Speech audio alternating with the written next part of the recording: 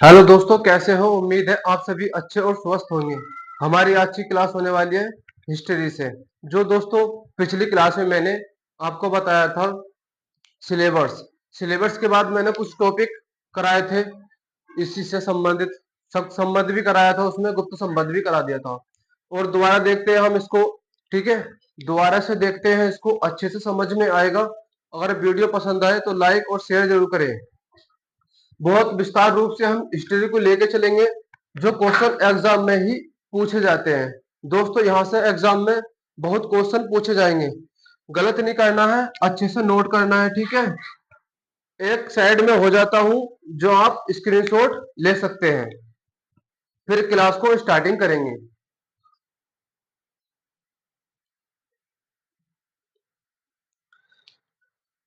दोस्तों आपने स्क्रीनशॉट ले लिया होगा, चलो क्लास को स्टार्टिंग करते हैं। ठीक है, देखते हैं बीसी बीसी ईसा पूर्व। जो दोस्तों ये इस बीसी जो होता है, ये समय चलता है। यहाँ जीरो लिख लेते हैं। ये इस तरह से चलता है, पीछे को चलता है। संख्या इसकी ज्यादा की ओर चलती है। और जीरो जो है ये आता है ईसा मसीह के टाइम पर। ठीक है, ईसा मसीह के समय का समय एडी में आ जाता है परिवर्तन।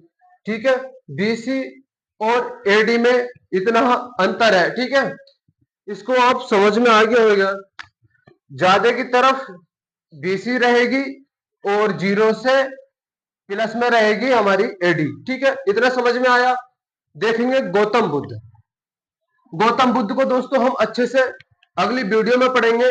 सिर्फ हमारी क्लास गौतम बुद्ध से ही कराएंगे। ठीक है, गौतम बुद्ध से ही कराएंगे। ठीक है, कराने के बाद इसको बहुत अच्छे विस्तार से देखेंगे। इसी तरह से देखते हैं गौतम बुद्ध का जन्म। जन्म दोस्तों कब होता है? 1500 सॉरी 563 बीसी में। मृत्यु हो जाती है गौतम बुद्ध की दोस्तों 483 बीसी में। 483 बीसी में। ठीक है, इतना समझ में आया। फिर देखते हैं हम विक्रम संवत। विक्रम संवत देखेंगे दोस्तों, ये 58 और 57 के आसपास से स्टार्ट हुआ था। कब से? 57 से 58 के बीच बीसी में स्टार्ट हुआ, विक्रम संवत आया। उसके बाद शक संवत की शुरुआत हुई थी हमारी 78 एडी में। कब हुई? 78 एडी में। नेक्स्ट देखेंगे गुप्त संवत। ये दोस्तों 319 से 320 एडी तक चला। ठीक है, फिर आ जाता है हिजरी संवत। दोस्तों दिखाई दे रहा है आपको? यहां से आता है हिजरी संवत की शुरुआत जो हुई थी हमारी 622 एडी से शुरुआत हुई थी। देखेंगे ऐसी ही सबसे नेक्स्ट नोट देखेंगे। बहुत ही महत्वपूर्ण क्वेश्चन जो एग्जाम में पूछा जाता है। एग्जाम में पूछा जाता है। तो दोस्तों यह है हमारा सबसे भिन्न संवत।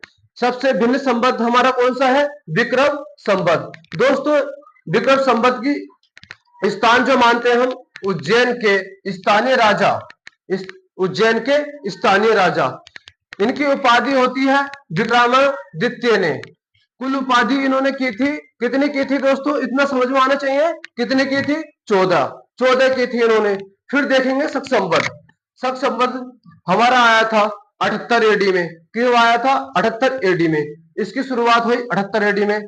फिर देखेंगे कुषाण वंश शासक। ठीक है, कनिष्क कनिष्क जो थे इसके प्रतापी शासक था। ठीक है, कनिष्क कनिष्क जो है 78 एडी में राज्य आरोहण किया था इसने। और शक संवत की शुरुआत जो होती है हमारी कैलेंडर, यहां से स्टार्ट होती है। कैलेंडर की शुरुआत जो होती है शक संवत से होती है हमारी 78 एडी से। ठीक है, कैलेंडर के जनक जो है ग्रेसन है। और देखेंगे गुप्त संवत। नेक्स्ट है गुप्त संवत। गुप्त संवत में चंद्रगुप्त, जो दोस्तों गुप्त संवत शुरुआत होती है मुस्लिम धर्म से। किससे होती है? मुस्लिम धर्म से। जो इसके संस्थापक माने जाएंगे मोहम्मद साहिब, जो 622 एडी में। 622 एडी में हिजरी संवत की शुरुआत हुई। हिजरी संवत की 622 एडी में ज्ञान की प्राप्ति भी कहां हुई थी? हीरा नामक गुफा के पास। ठीक है दोस्तों, देखेंगे इतना समझ में आ रहा है दोस्तों?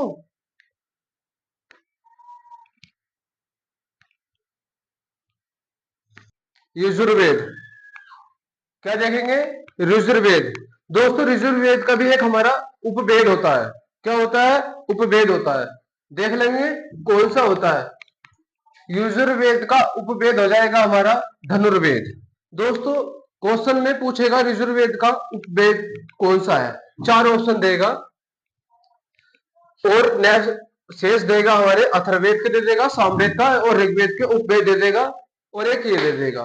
तो हमें क्या बताना है? ऋजुर्वेद का उपवेद क्या हो जाएगा? धनुर्वेद हो जाएगा। ठीक है, इतना समझ में आया। वेद, यजुर्वेद में वेद होते थे, वेदों को क्या कहते थे? गद्य और पद, दो होते थे ये। फिर नेक्स्ट में देखेंगे रचाय को, पढ़ने वाले को क्या बोलते थे?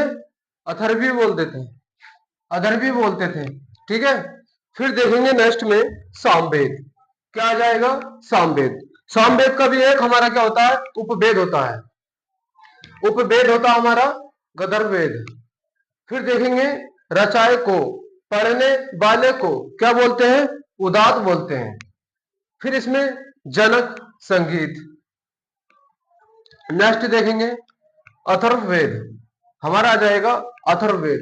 अथर्ववेद का भी हमारा एक उपवेद होता है, उपवेद होता है शिल्पवेद। दोस्तों हमारी क्लास के क्वेश्चन बहुत ही महत्वपूर्ण होने वाले हैं, जो एक शॉर्ट रूप में नोट्स तैयार कराया जाएगा। यहाँ याद करने के लिए बहुत ही अच्छा रहेगा, जिससे कि हम नोट्स से भूलेंगे नहीं जल्दी से। बड़ी बड़ी बना लेते हैं, बड़े बड़े नोट्स बना लेते हैं, उसमें जो हमें दिक्कत आती है।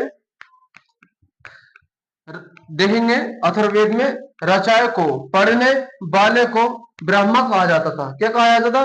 ब्रह्म। इसमें ही देखेंगे अथर्ववेद में आता है जादू, टोना, वंशीकरण और बलिदान, इसी के अंतर्गत हमारे आते हैं।